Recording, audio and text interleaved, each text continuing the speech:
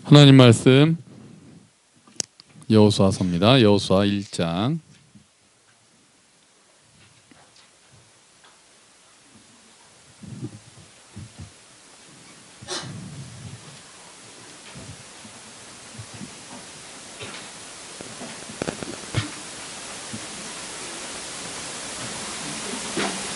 여호수아 1장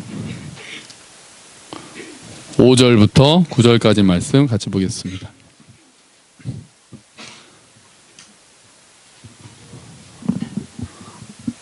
읽으실 수 있나요?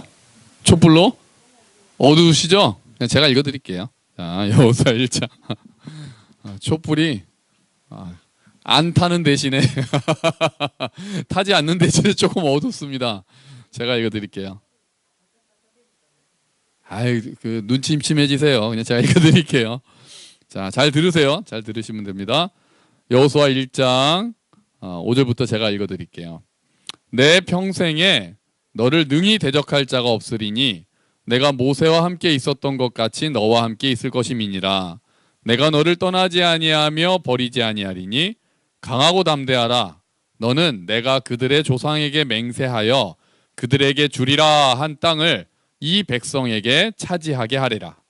오직 강하고 극히 담대하여 나의 종 모세가 내게 명령한 그 율법을 다 지켜 행하고 우로나 좌로나 치우치지 말라.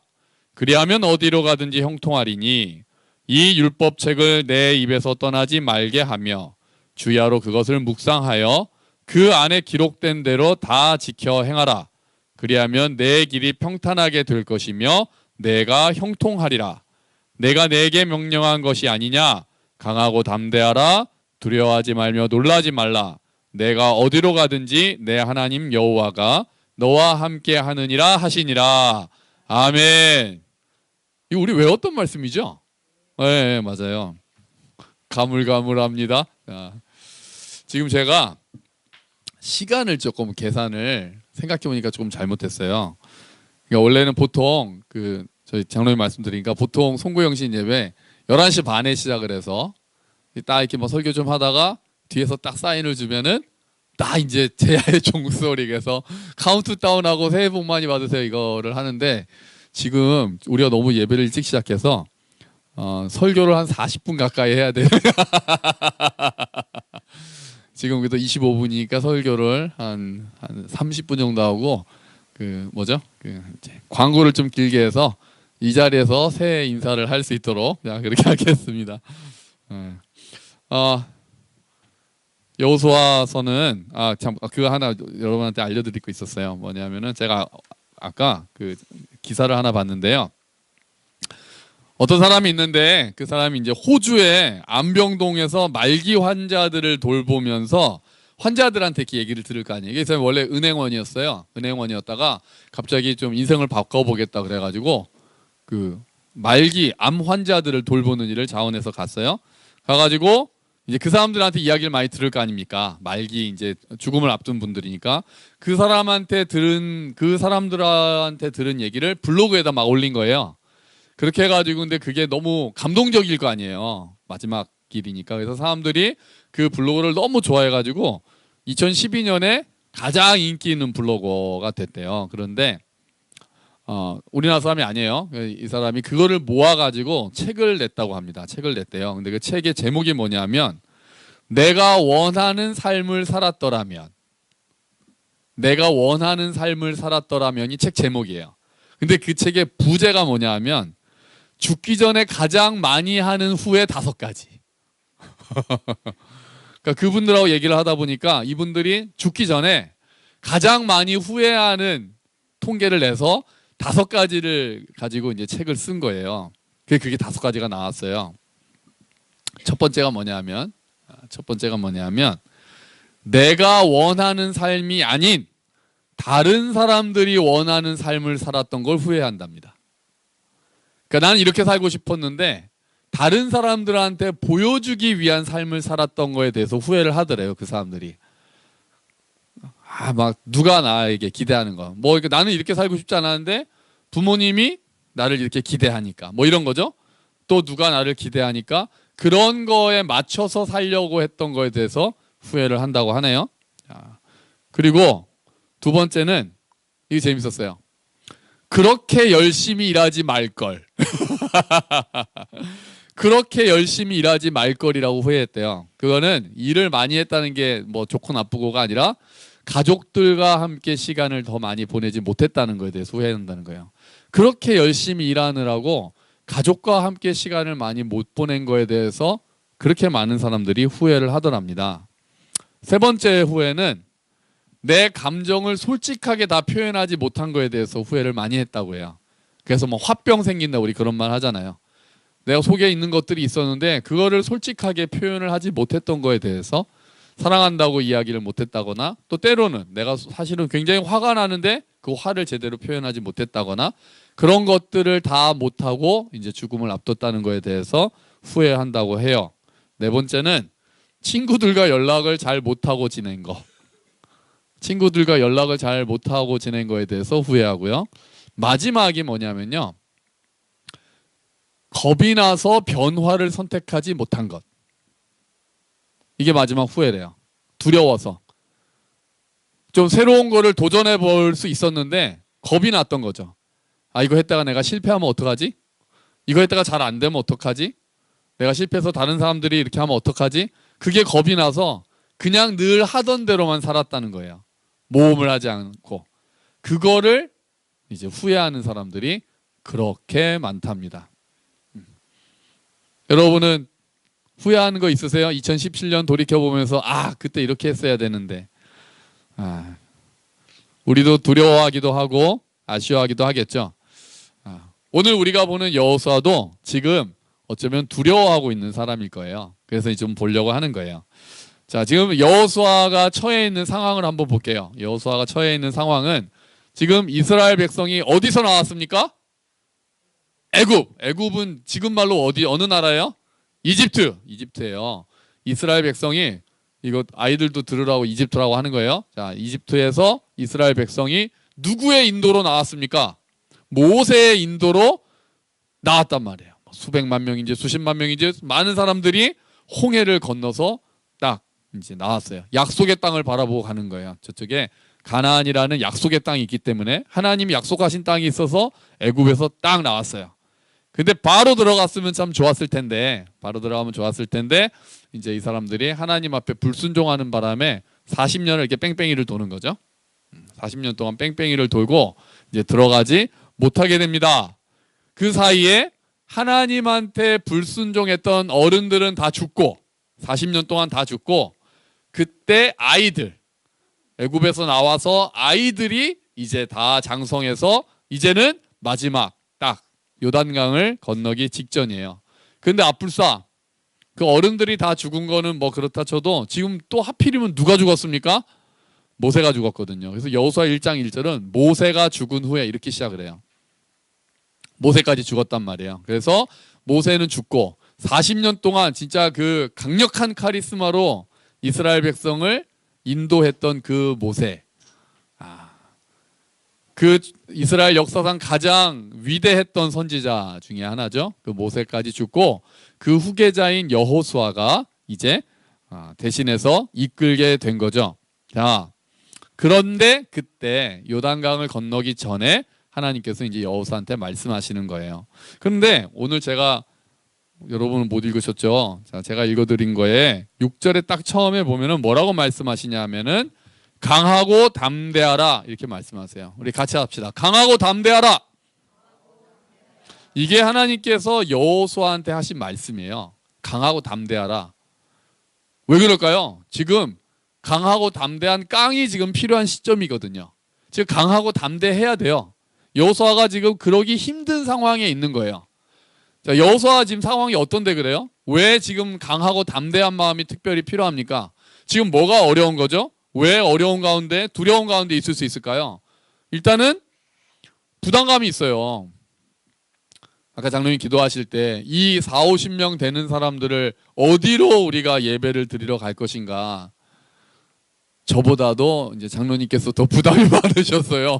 저는 조금 생각이 덜 있었는데 더 부담을 많이 가지신 거예요. 또 이제 교회 어른들 또 물론 저도 이제 요 인원이 과연 예배를 드리러 어디를 가야 되나 이제 좀 걱정이 되는 거죠. 뭐 두렵다기보다는 부담감이 있는 거예요. 그렇잖아요. 부담감을 가지고 있는 거예요. 여호수아는 하물며 지금 몇백만이란 말이에요. 그리고 약속의 땅, 정말 모세조차도 들어가고 싶어 했던 그 땅으로 이 백성을, 이 수많은 백성을 이끌고 들어가야 돼요. 그런데 강만 건너가면 되는 게 아니잖아요. 거기 지금 누가 있어요? 가나안 땅 사람들이 있단 말이에요. 그래서 가서 딱 들어가면은 아이고 어서 오세요. 기다리고 있었습니다. 여기 다 가지세요. 이런 게 아니에요. 들어가면 이제 뭐 해야 됩니까? 전쟁을 해야 되거든요. 근데 그 가나안 땅에 살고 있는 사람들이 약골들이 아니었어요. 거의 40년 전에 여호수아가 기억할 거 아니에요. 진짜 아낙 자손들은 거인과 같다. 우리는 메뚜기 같더라.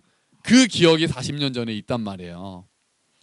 그러니까 지금 이제 여호수아는 그때 담대했죠. 물론 지금도 하나님을 믿는 마음은 있을 거예요. 하지만 부담감은 있어요. 지도자로서. 야, 이제 우리가 건너가서 전쟁을 해야 하는데 그 강력해 보였던 거인 같은 놈들하고 우리가 싸워서 이겨야 되는데 과연 우리가 어떻게 할 수 있을까? 그런 부담감도 있었을 거예요. 그리고 지금 여호수아는 친구들도 없어요. 친구들 다 어디 갔습니까? 다 어디 갔어요? 죽었어요. 죽었어. 그 어른들 다 죽었다니까요. 친구는 지금 갈렙 혼자 남아 있어요. 여호수아랑 친구 딱 한 명이고 나머지는 다 죽고 그 다음에는 거의 한 20, 30년 아래인 사람들만 있는 거예요. 지금 어르신 딱 2명 남아 있는 거예요. 어르신 2명 남아 있고 다 지금 죽었다니까요. 외롭죠. 외롭잖아요. 어르신들이 이제 점점 모임이 되면은 부고를 많이 들으신다 그래요. 이제 친구분들이 한 분씩 한 분씩 떠나시는 거를 연락을 자꾸 받으시면서 점점 외로워지신다 그러더라고요. 여호수아는 지금 자기 친구들이 죽는 걸 다 본 거예요. 자기 동년배들 10살 아래 이 사람들 다 죽는 거를 그동안 본 거예요. 자기만 지금 살아남아 있는 거라고요. 거의. 친구들도 다 없고 갈렙하고 두 사람만 있어요. 외롭죠. 내 친구들이라도 같이 있으면 뭔가 해볼 수 있잖아요. 그런데 친구도 없고 또 더 결정적인 건 지금 누가 죽었어요? 모세가 죽었잖아요. 내가 그래도 의지할 수 있었던 그 훌륭한 위대한 선지자 모세도 죽고 친구들도 없고 이제 내가 책임져야 될 이 젊은 사람들만 쫙 있고 지금 그런 상황이에요. 지금 그런 상황이에요. 그런데 막상 들어가면 전쟁해야 되고 과연 가서 얼마나 많은 사람들이 죽을지도 모르겠고 거기를 들어가서 전쟁을 못하면 우린 더 이상 갈 데가 없고 약간 그 전에 우리랑 약간 비슷한 거기 우리 뭐 전쟁하고 들어온 건 아닙니다만 지금 그러니까 여호수아는 마음이 굉장히 부담도 되고 외롭기도 하고 걱정도 되고 두렵기도 하고 그랬을 거란 말이에요.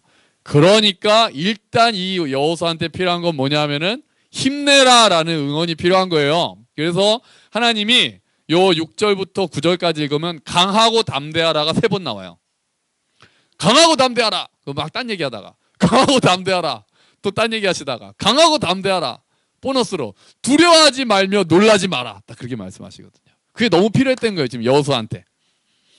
가나안 땅에 들어가기 전에 여호수아에게 가장 필요했던 거는 담대함. 우리 전문 용어로 깡이 필요했던 거예요. 지금. 일단 기싸움에서 밀리고 내 마음이 일단 수그러들면 전쟁할 수 없잖아요. 일단은 힘을 가지고 화이팅! 힘내! 딱 지금 하나님께서 그렇게 말씀해 주신 거예요. 좋아요. 여호수아가 막 힘났을 거예요. 강하고 담대하라. 막 힘났을 거예요. 힘난 다음에 그럼 이제 하나님 어떻게 할까요? 그러면 이제 하나님이 전술을 이렇게 가서 뒤로 가가지고 딱 치고 왼쪽에 매복해가고 있다가 딱 하고 일단은 창을 다 뾰족하게 깎고 그렇게 안 하세요. 그렇게 안 하시고 실질적인 준비를 해야 될 것 같은데 엉뚱하게 말씀하세요. 뭐라고 하시냐면은 내가 명령한 율법을 지켜라. 끝. 지금 전쟁하러 가야 되는데 강하고 담대하라. 이건 우리 전쟁할 때 다 하잖아요. 막 우리 찬영이 농구하면 화이팅! 막 승민 형이 그렇게 한단 말이에요. 막 또 하면은 힘내. 시험 보러 가는 아이들 화이팅! 와, 넌 잘할 수 있어. 이런 거 우리가 긍정의 힘 빡빡 불어넣어 주잖아요.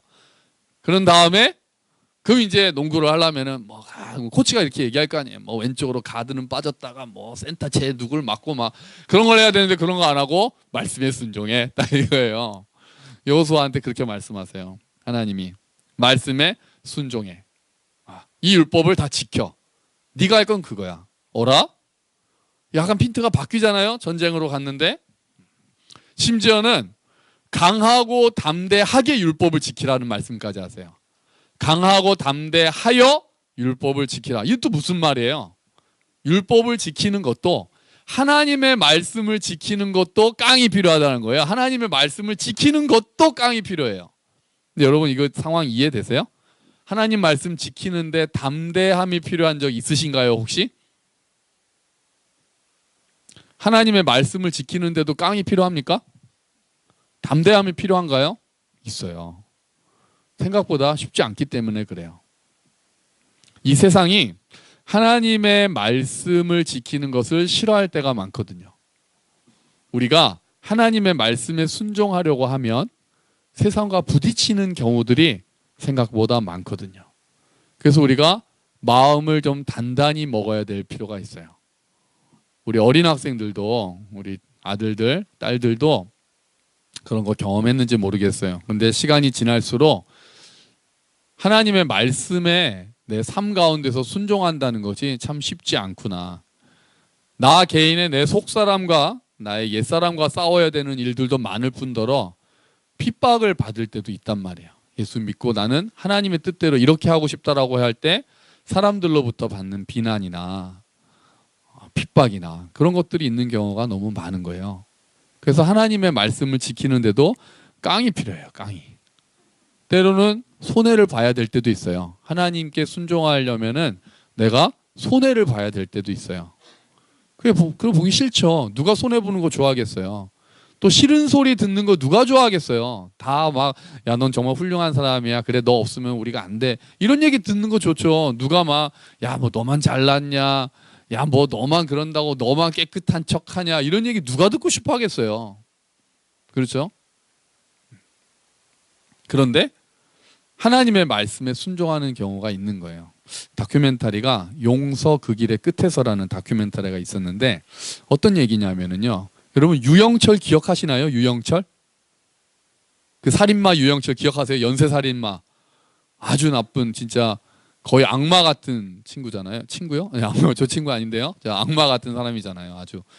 그런데 이제 그 연쇄살인 결국 잡혀서 근데 그 사람한테 아내와 어머니와 아들을 잃은 남자가 있어요. 그 다큐멘터리거든요. 그 주인공이에요. 아내도 그 사람한테 어머니와 아내와 아들을 잃었어요.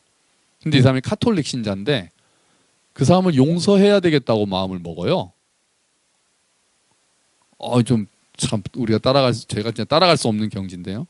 말씀 가운데서 하나님이 그렇게 말씀하셨다라고 자기가 믿어요. 그래서 그거를 합니다. 어떻게 하느냐? 탄원서를 써요. 유영철을 위해서. 그리고 그 사람한테 용서했다고 편지도 보내요. 그리고 면회를 갑니다. 안 만나줘요. 유영철은 난 안 만난다고. 그런데도 가요. 근데 그러면 사람들이 우와 그러고 칭찬했을까요? 아니에요. 아니에요. 주변 사람들이 다 뭐라고 하고 심지어는 딸들하고도 아들은 죽었지만 딸은 살아있는 거예요.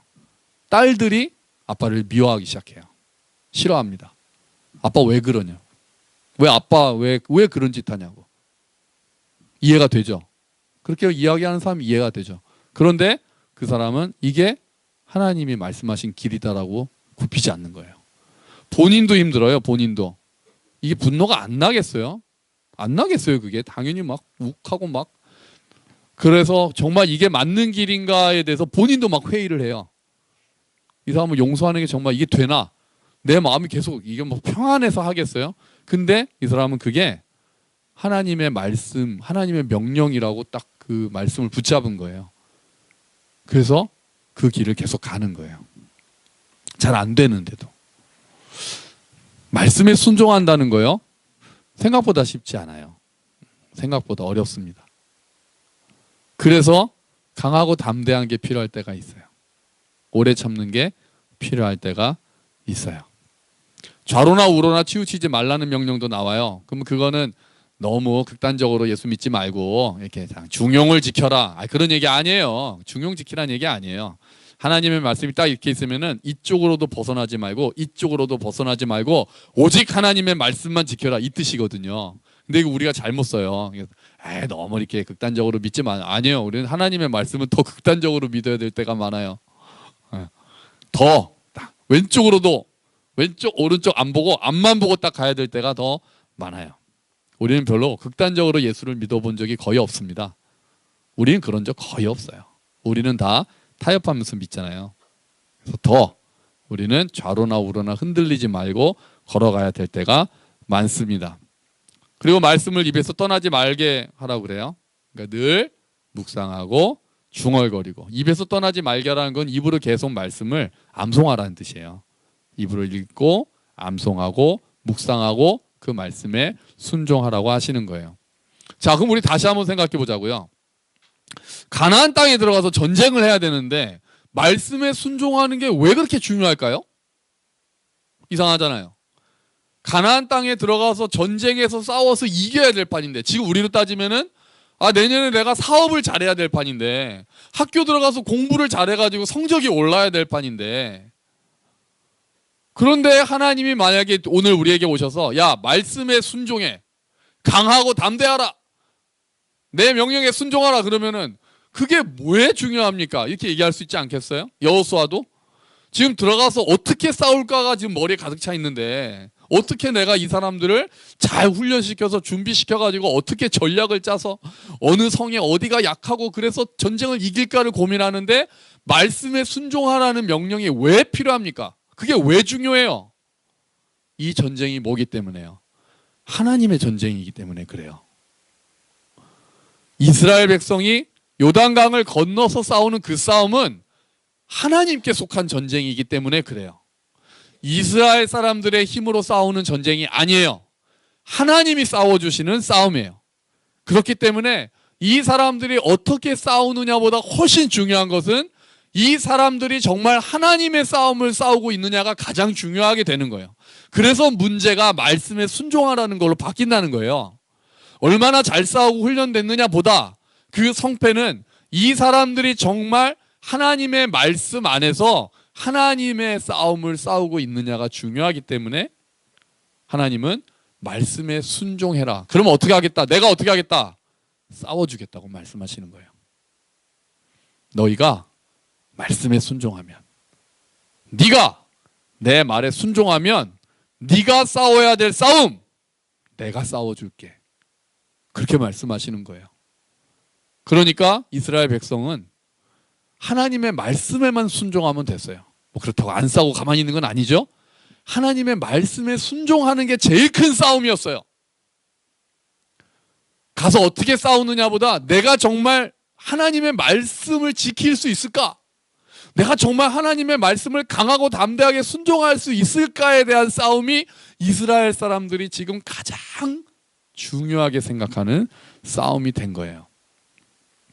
여러분 인정하시죠? 아무리 싸움 준비를 잘해도 하나님이 함께 하시지 않으면 아무런 소용이 없다는 거 인정하시나요? 그럼요. 인정하죠. 인정하죠. 우리가 아무리 열심히 해도 하나님이 안 도와주시면 아무것도 안 된다는 거 우리 경험하지 않습니까?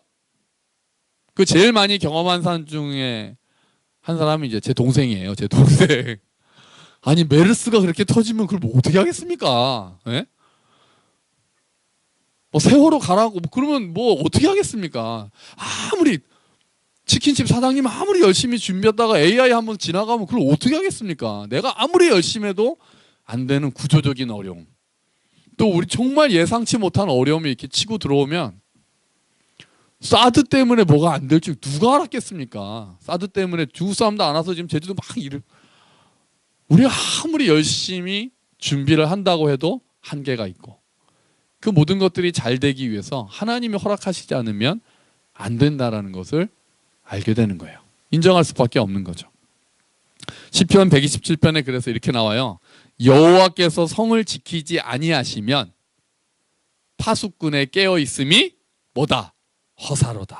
헛되도다. 하나님이 지키지 아니하시면 아무리 사람들이 열심히 깨어서 성을 지키려고 해도 허사다. 열심히 수고하고 자고 일어나서 수고하는 게 헛되다. 하나님이 함께 하시지 않으면. 여러분, 이 땅에서 일어나는 모든 일이 하나님의 손에 달려있다는 걸 믿으십니까? 우리가 열심히 일하는 것도 물론 중요하지만 내가 열심히 일하는 것보다 어쩌면 하나님이 우리를 위해서 일하시고 우리가 하나님께 의지하는 것이 더 중요하다는 것을 인정하세요? 그게 인정이 돼야 돼요. 그게 인정이 돼야 돼요. 오늘 아침에도 우리가 이야기했잖아요. 하나님의 은혜가 있다고 해서 나는 그냥 놀고 먹으면 되는 건 아니라 그랬잖아요. 근데 하지만 더 중요한 것은 하나님의 은혜라고 고백하는 게 더 중요하다고 말씀드렸잖아요.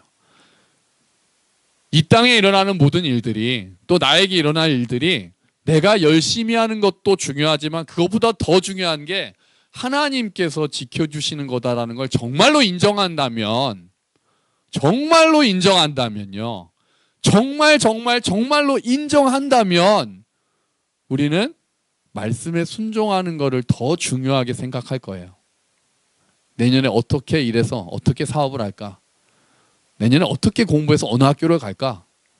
내가 어떻게 해서 좀 건강하게 좀 헬스 해가지고 다이어트를 좀 해볼까? 어떻게 해서 내가 병을 안 걸려볼까? 내가 어떻게 해가지고 직장에서 승진해 볼까? 도 중요하지만 더 중요한 것은 내가 어떻게 하나님을 더 알 수 있을까? 내가 어떻게 말씀을 좀 더 묵상할 수 있을까? 내가 어떻게 하나님의 뜻에 더 순종할 수 있을까? 말씀 묵상하는 시간이 너무 안 되는데 어떻게 하면 그 시간을 좀 낼 수 있을까?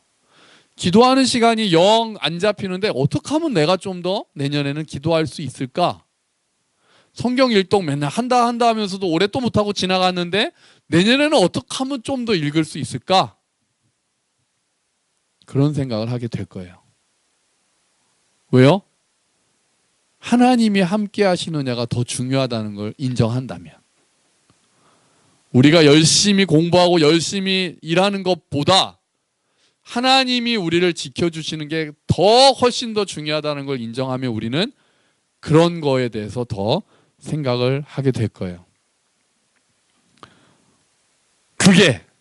그렇게 우리가 하나님의 뜻에 순종하고 하려고 하는 것이 이 세상에 휩쓸리지 않고 하나님 나라를 우리가 이 땅에서 누리는 길입니다. 자, 하나님이 이렇게 막 명령하셨다 그랬잖아요. 말씀을 지켜라, 준행해라, 이 율법책을 내 입에서 떠나지 말게 하고 좌로나 우로나 치우치지 말고. 그런데 하나님의 명령 안에는 반드시 뭐가 들어있죠? 명령 안에는 뭐가 들어있죠? 두 글자예요. 약으로 시작합니다. 하나님의 명령에 뭐가 들어있습니까? 예, 약속이 들어있어요. 하나님의 명령에는 반드시 약속이 들어있어요. 그래서 하나님은 이 경우에도 마찬가지예요. 약속하세요. 그 약속이 뭐냐 하면은 어디로 가든지 내 하나님 여호와가 너와 함께 하느니라. 아멘. 아멘. 이 약속이 있어요. 약속을 먼저 주세요. 그리고 명령하세요. 그리고 마무리는 또 약속을 하시는 거예요. 어떻게 보면 명령을 지키는 힘조차도 하나님이 주시겠다라는 약속이기도 해요. 자, 어디로 가든지 내 하나님 여호와가 함께 하느니라에 어디로 가든지는요. 원어를 그대로 직역하면 뭐냐면 내가 걸어가는 모든 곳에서. 똑같은 말이긴 해요. 어디로 가든지인데 원래 그대로만 풀면 내가 걸어가는 모든 곳에서. 저 여기 좀 더 마음에 들어요. 이게 걷는 교회잖아요. 함께 걷는 교회니까 어디로 가든지보다는 내가 걸어가는 모든 곳에서 하나님이 함께 해주겠다. 내가 너와 함께 하겠다라는 게 여호수아를 향한 하나님의 약속이었어요. 여러분 기억하세요? 하나님이 함께 하신다라는 게 두 글자로 뭐라고 그랬죠? 벌써 몇 주 돼서 까먹으실 거예요. 이런 거 물어보면 싫어하신다 그랬으니까.